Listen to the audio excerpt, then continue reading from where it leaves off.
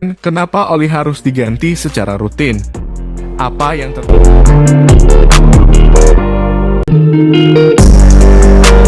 Tidak mengganti oli mesin. Video ini akan jadi jawabannya. Untuk memahami semua ini, kita awali dengan memahami tugas oli di dalam mesin. Jadi mesin itu kan isinya piston yang gerak naik turun di dalam silinder. Sebenarnya, piston itu punya celah dengan silinder. Jadi, baik piston dan silinder itu sebenarnya tidak saling bergesekan. Tapi kalau ada celahnya, kompresinya pasti akan bocor. Karena udara yang mau dikompresi bisa keluar lewat celah-celah ini, itulah alasan piston punya sepasang ring. Ring ini akan merapatkan celah tersebut.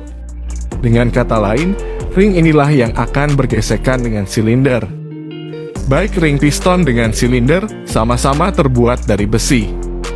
Yang mana kita tahu, kalau besi ketemu besi, pasti gesekannya bisa keluar api. Di sini, oli berperan sebagai penengah.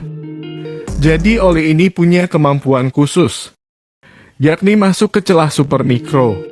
Dalam kasus ring piston dan silinder, oli akan masuk di antara dua komponen ini. Sehingga, meski kita melihat ring dan silinder itu bergesekan, tapi nyatanya ada lapisan oli tipis di tengah-tengahnya. Itulah yang membuat ring piston bisa bergerak naik turun dengan licin tanpa menimbulkan gesekan. Ketika terjadi pembakaran, maka ada material sisa pembakaran yang melekat pada dinding silinder. Ketika piston bergerak ke atas, maka material sisa pembakaran yang ada pada dinding silinder bisa bercampur dengan oli yang ada di dalam ruang engkol. Material sisa pembakaran ini memang jumlahnya sangat sedikit. Tapi dalam 1 menit saja bisa terjadi hingga ribuan kali pembakaran. Jadi kalau diakumulasi dalam jangka panjang, material sisa pembakaran ini bisa mengubah warna oli jadi lebih hitam.